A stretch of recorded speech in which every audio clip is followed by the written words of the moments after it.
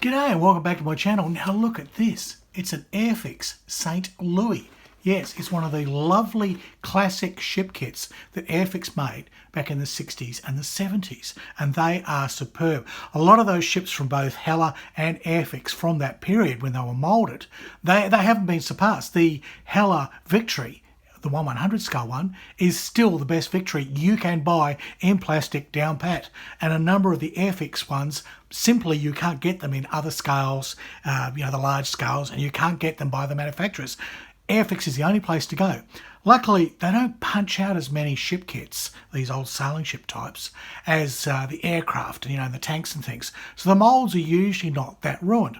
This one, however, it's a 1980 version. The kit was first moulded in 1973. So this is only 7 years after it first came out in basically what I'd call a white box. Now the original kit, when it did come out in 1973, was a fairly white box, and it had a brown logo here from Airfix. And the advert I saw for this had that original 1973 box displayed, and that was it. And I thought, wow, an original St. Louis, and he wasn't asking much for it. Thought, this sounds too good to be true. Send me some photos. Unfortunately, when he sent me the photos, he admitted it had been started. Someone had had a go at putting the hull together, had used about 6 tons of glue, and it was everywhere, and there were fingerprints on it. Anyway, I went through the photos in detail, go, well, how bad is it? And I thought, this is savable if I get it for the right price. So I made him a cheeky offer, and he basically came back and just added $5 to it. I said, that's fine. And he posted it to me. So I got this kit for only a few shekels, really, if you don't count the post. Now, yeah, those mistakes were horrible. The hull had been badly glued together. He hadn't cleaned off any of the joints, so things didn't fit. There were huge gaps everywhere. The cannons on the quarterdeck, well, they weren't cannons. They were just a big blob of glue, sort of a cannon poking into a rail, and it was a mess. But I set about pulling it apart, and I stripped all the parts off the hull, because it was really only the hull, the decks, and the bulkheads that were glued in with a few of those cannons, which I've just wasted. That's not a problem. I have spare cannons at this scale. Now, as far as we can tell, this is a 1/44 scale. So I knew I had bits and pieces lying around from other ships of this size that may help rescue it. Anyhow, the parts all ripped off. I cleaned them all up. Took me almost a week, but then I got this. Look at that. It's just a dry fit. You notice there's a bit of string around there, a few things on there. And I've already corrected this deck. This is the one that had the cannons glued on in blobs. So I had to sand that all down completely and basically rebuild a couple of broken sections. But I've cleaned everything up. All the gluey blobs or all the bulkheads, all been scraped off. In fact, it looked like it was contact adhesive, because a lot of the time I could score a joint, put some Tamiya thin in, and it would burst apart. And then other times I could just get in with a chisel and tap it, and it sheared and fell off. So I've managed to basically get this back together. Just a dry fit, because I'm going to pull it all apart for painting. But I thought in this video, why not go through the box and show you the kit, and also I'll show you what I needed to do to fix it back up again to get it to this state, which is nearly as good as a brand new kit, and then where I'm going and how to do these lovely wood veneer decks. You want to see that? I know I do. Okay, roll the music.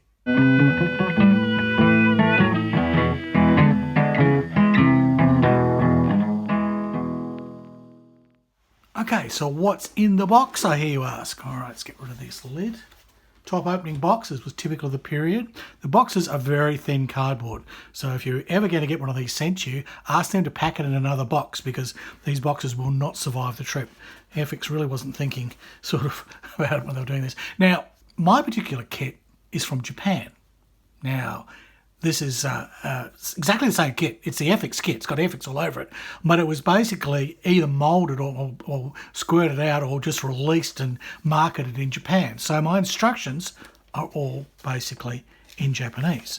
But that's not really a problem, because the Airfix instructions of this period didn't give you a lot of detail. Okay, there is the painting guide. But if you need this in another language, or if you want the original English version, you can download it from Scalemates. So I'll put a link in the description of where you can get that from. There's not much to it. I mean, the hull's brown, the bottom of the hull's white. You know, there's a bit of blue up here and there's a bit of red on the railings, and everything else is brown. There's a bit more to it than that, but yeah. And all the gilded work, of course, is gold. Now, this is what the previous guy had done. He had basically just completed this page. Interestingly, he's lost the stand, but that doesn't matter to me at all because I've got some brass pedestals that I'll use. So he had already sort of accomplished this. And the way he'd done it, as far as I could tell, is he had glued all these pieces into one side of the hull without really cleaning off any flash. Well, there was flash everywhere. You know, he didn't remove the flash. He didn't basically remove any of the joins and the sprue joins. So no wonder he was having a terrible fit. And then he tried to put the other half on. So the starboard half of the hull was all glued up with all the decks and the bulkheads, and then he tried to glue on the port side, but you know, if he hadn't got his angles absolutely perfect, nothing matched up, and he had like a 2mm wide gap over here at the bow, and sort of looks like he tried to shove more glue in to make it was a mess. It was a real mess. But anyhow, basically the instructions from this period are just blow up diagrams like this, and you just have to cope with them. You know, they're not hard. At least one thing, Airfix kind of does their kits in part number order, which means you start with part number 1 and you move all the way to part 99 is the last thing you put in. So it's always pretty easy to work out how to build a kit. Now, on this section here, which is where he kind of started, he just put in a few of these cannons and made an absolute mess of them. Let's see if I can find one. They're absolutely horrible. These are the cannons. All 4 of them. 2 of them were so badly in blobs of glue that when I basically broke them off, they just disintegrated. But even these ones are absolutely horrible. I mean, he's just smeared glue everywhere. But oh well, some people just don't know how to build kits, you know. And admittedly, I probably did that when I was young too, so understandable. But his mistakes means I've ended up with a really nice sailing ship, very cheap. Now in this section of the instructions, you'll be putting on the longboat. This is only one, so yeah. Or we call it a cutter or whatever. It's just the boat they used going ashore from the ship. Got the rest of your cannons to put on, and this time I'll use replacements from an old Wasser kit that I've got, which happens to be exactly the same scale and basically the same guns, because both the Wasser and this ship basically had the same cannons.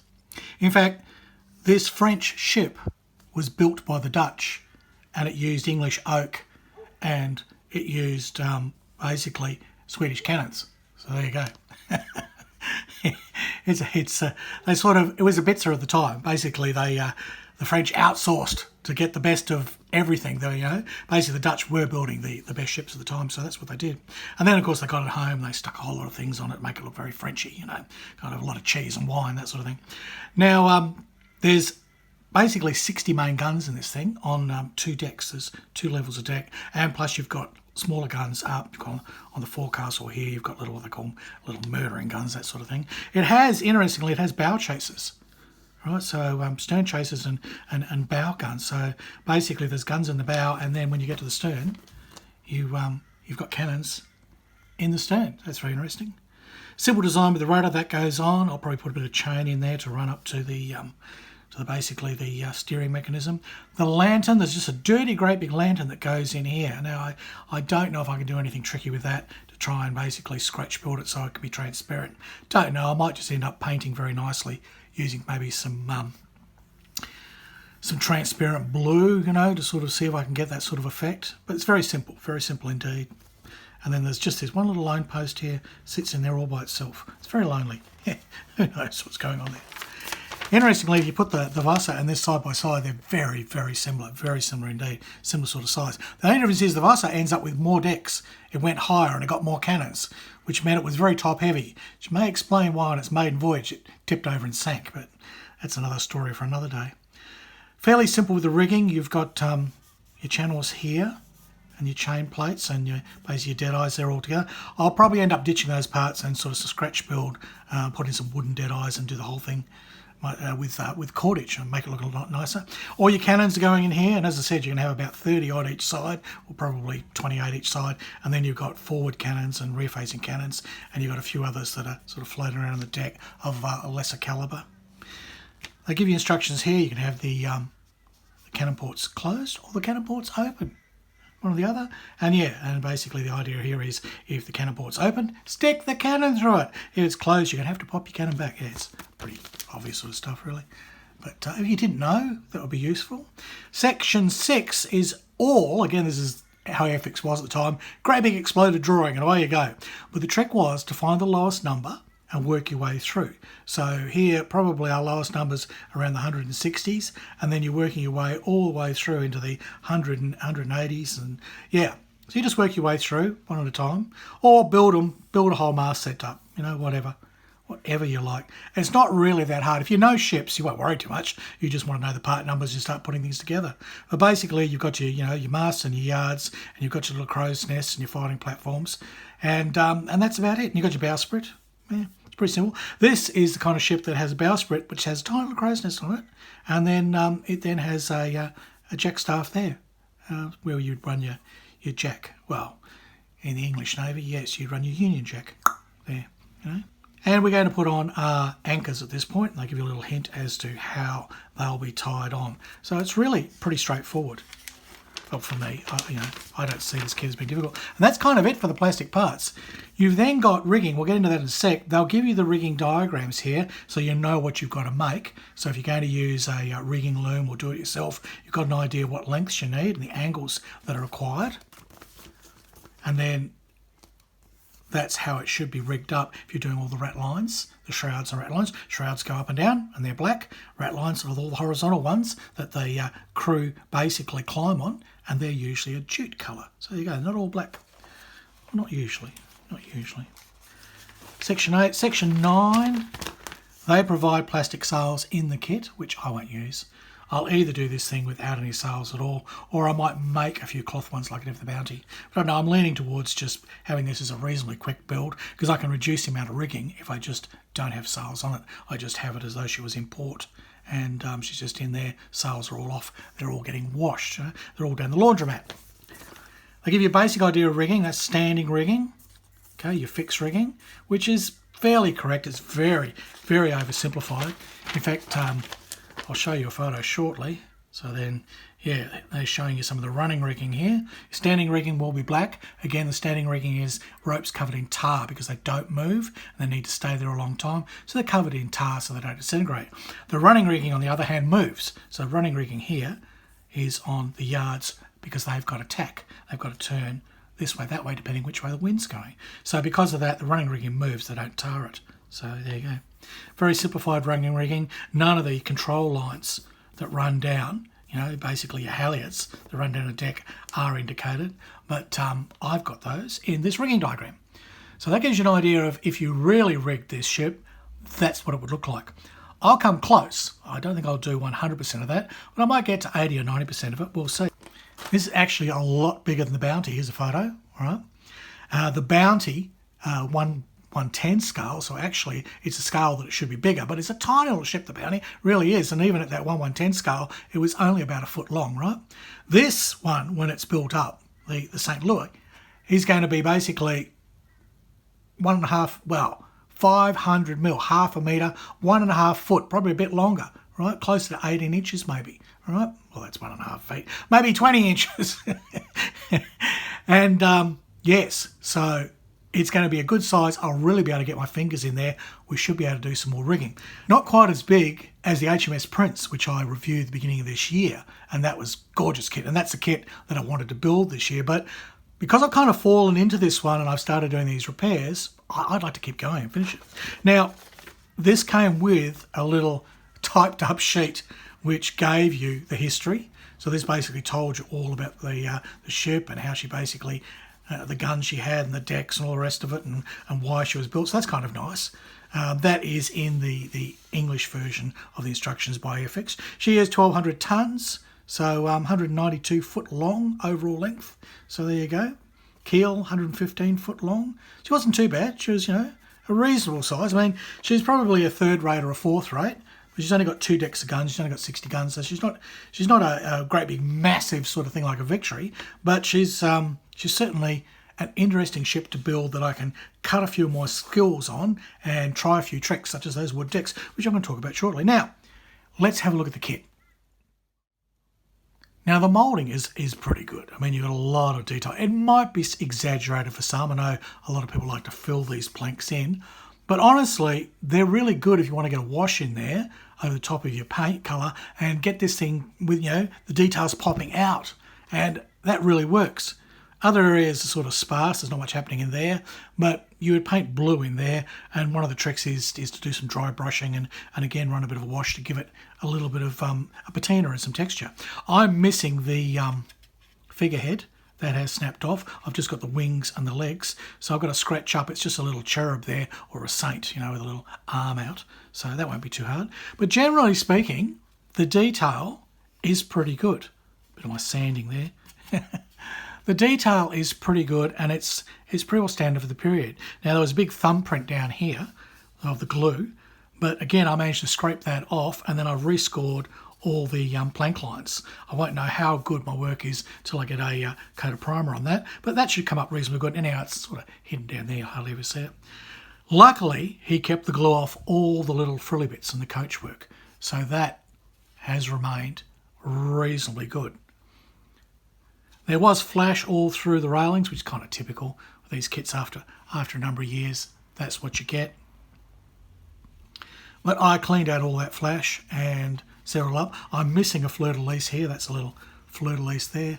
It's that little symbol which is supposed to be a lily. Okay, it's a little iris lily, stylised, which was the French symbol back then. I've got one of those. So I'll just basically cast one of those. I'll use my green stuff to cast that and make a tiny little one that I'll glue on there. Won't be a problem at all. So the hull halves are in good nick. So I was pretty happy with that. That nothing was essentially really broken that I couldn't fix, and there was only that really one bad thumbprint. There was glue, like he had glue on all the edges, but I'd say a lot of it just snapped off, and it was relatively easy to clean up, so happy with that. And again, flash got taken out, but overall the kit is in pretty good nick, and this will all paint up beautifully. It'll be basically off-white down on the lower hull, and then this will be all dark and light wood colours, but the whale lines will be darker than the actual. And then there's supposed to be like a cream run through here. We'll see. I might make that a little bit darker, because I've seen some people just do it all in wood textures and it looks fantastic. One of the areas where it's really going to pop is along here. Can you see? There's all the fleur-de-lis all the way through there. So you paint this section a French blue, because it's French ship, and then you pick them out in yellow or gold. I'm going to go gold. In fact, all my trim is going to be gold, and I have got some gold pencils and a gold Molotov pen that I'm going to use to make all that pop. I think I talked about that when I had a look at the prints kit, and that should be a good way of doing these, because I'll be able to use the pen to just literally draw on there. And I'm better at drawing than I am painting, so for me that is quite a solution. So yeah, with all of those picked out, and this section's blue and this woods and creams and off-white down there, it is going to be one pretty ship. It really is. Another part that luckily is reasonably undamaged is the stern here. Basically all the details are pretty good. Oh, there's a little bit of glue there I've missed, still got to come off. One of the crowns here, there's a tiny little crown there. That has broken off this side, but I should be able to cast that, because it's basically reflected on both sides, and then flip over my little cast piece and put it in there, which should solve that problem. But again, bit of glue down here, lucky on the floorboards, these baseboards, they're on the floor. They're not really floorboards. Stern boards. Down here, I was able to sand off the glue and then just simply rescore all the plank lines. They're exaggerated again. That's probably not how the plank lines would really be, but it allows you to get a wash in there and gets a really interesting look going. And a model, look, models are not 100% realistic. They're an interpretation as best as you can with a median. So I don't mind if panel lines are a little bit thicker or plank lines are a bit wider. It's not a problem for me. Here's a deck piece that I spent a lot of time cleaning up to clean out all of his glue, and there's just glue everywhere, plus bits broke off. I'll show you later on what I did to solve that sort of problem. Now this deck piece was one of the worst ones in the kit. This is where he had all these cannons, and they were all just blobs of glue. I don't know if I got a little photo here I can show you. I really should have taken a good photo at the time, but I was more interested in seeing if I could save this, and sort of got stuck into it straight away. But I managed to lift his cannons off and then sand the whole deck, remove all the globby bits. The bulkheads, here which had railings in and cannons through. They were all kind of destroyed, so I had to remake all the bulkheads. That wasn't a problem. Well, remake the railings. The bulkhead was okay, just needed cleaning up. So there was quite a bit of work to do. I didn't mind doing any of that. To me, that is modelling, and I thoroughly enjoyed it. And then I tried this out, which is a product that's new for me anyway, and that is, this is a wood deck, wood veneer, like I put on my battleships. Same sort of thing, except it comes just in little plank slivers. You get a whole bloody sheet of this stuff, right? And there's enough there for at least 2, if not 3, probably ships. And you just peel off each plank and place it on, exactly as you would do, like you're planking, just like on a wood kit.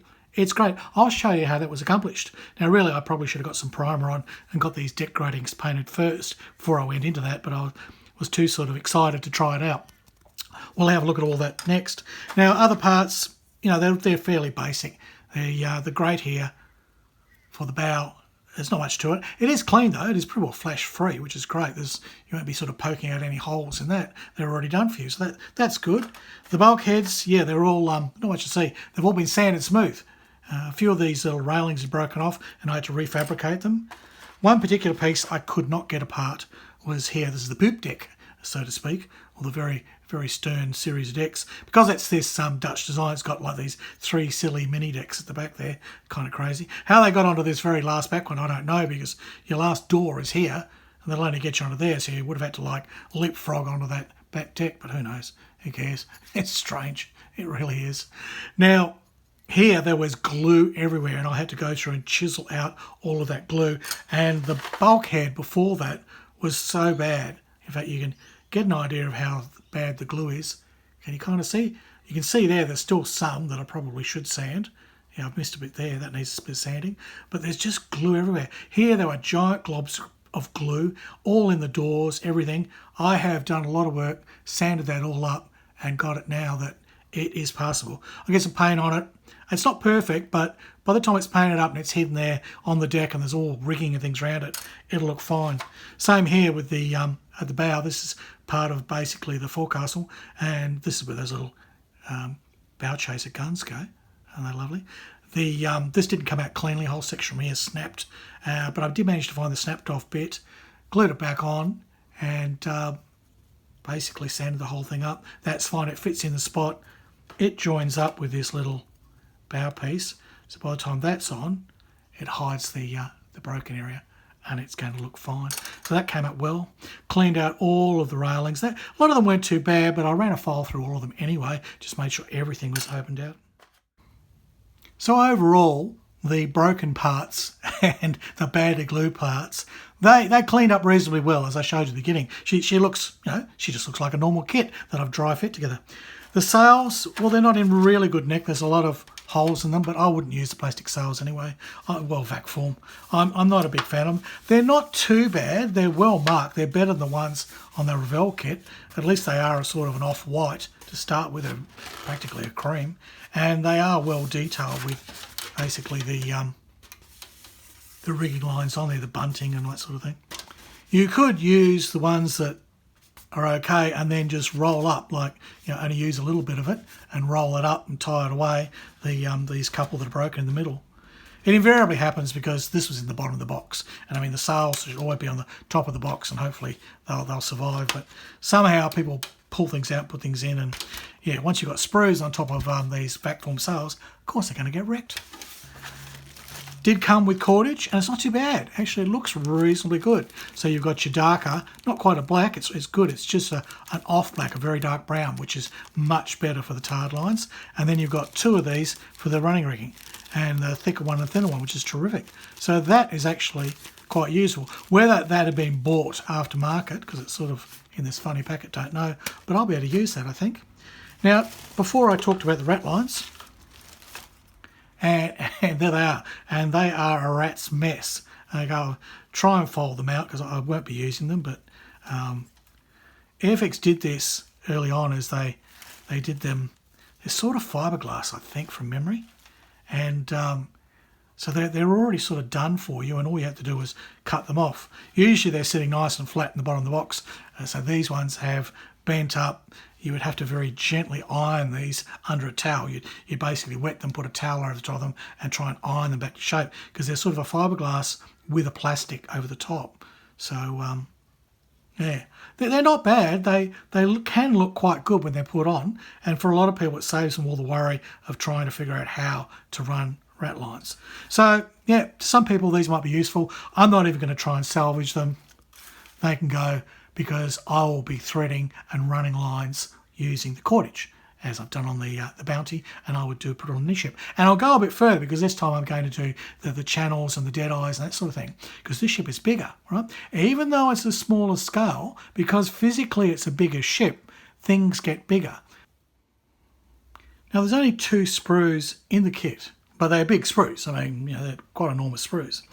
The parts that are missing, they're basically the bulkheads and the deck pieces that he's already put together. I don't think there was another sprue, because you get the hull halves, which is huge, and that's all there is. These kits are usually not that complex, although there still will be a couple of hundred parts to build. Now this sprue is all your yards and your masts, and they're all there in that one convenient spot, which is good. Everything is present, so that's good. Anchors are there, little bit of flash there around the anchors. These are nicely moulded. They're much better than the Bounty was, in that you're getting the bindings here. If you can see that, there's bindings around the mast, right? That's actually been moulded on, which is rather good. So I won't need to wrap cotton around for these, unless I choose to sand them all smooth, but it's hardly worth it. They'll paint up nicely. I'll get a little wash in there, that's good. So all of those parts are nicely cleanly moulded. Oh, there's even a few belay points there. They're in there. Not a lot of belay points on this. They don't expect you to do a lot of rigging. Now, yeah, we do get a bit of flash there for this kit. I said it's gone to Japan. Maybe it's got pressed out there, don't know. The plastic, well, it's kind of like some of the Airfix plastic. It's reasonably stiff. It is nice to carve. So if you've got to actually do some repairs, carve things, it's good. It is nice to pull the flash off, because the flash literally will just snap away. It's it's actually not a problem at all. It'll as easy as that. So removing flash is not a big deal at all. Look at that, just pops off. So won't be doing that with my hand. I'll be very careful. But removing the flash isn't a big deal. This sort of plastic I like. I prefer it to the current curry flavoured plastic that we get from Airfix. A little bit of flash there around this. This is, as far as I can tell, it's sort of like a great big grating, and it sits over the main deck. And I suppose it's sort of a sunshade.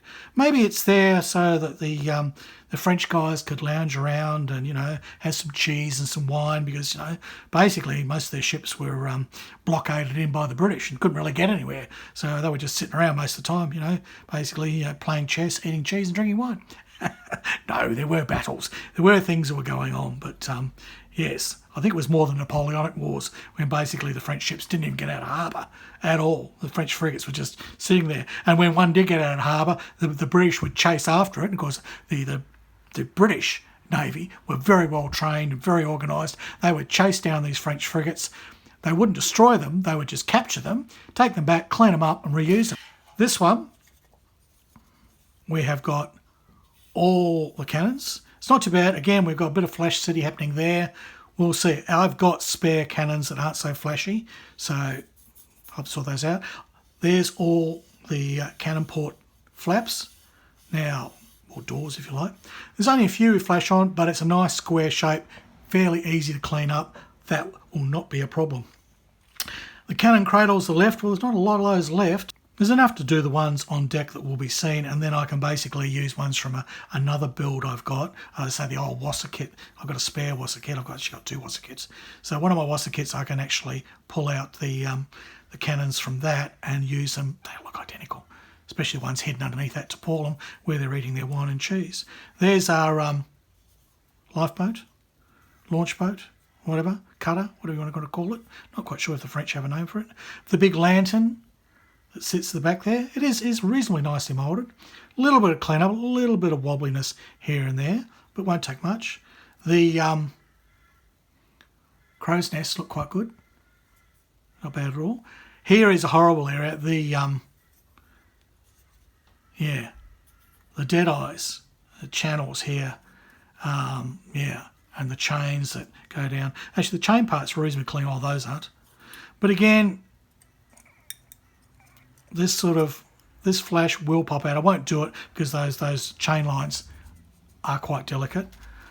But I'll probably just use the flat piece, right? The actual channel board there. I'll use that, and then, well, I'll be making my own dead eyes, so I won't need any of that part.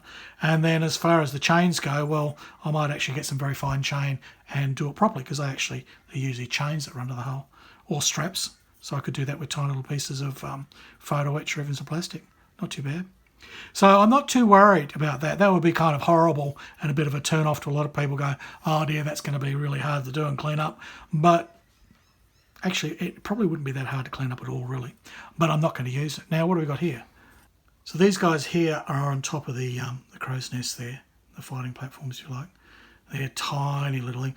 I might end up using them because you making dead eyes that size, they're tiny. I mean, dead eyes here, they're of a size that I could probably handle.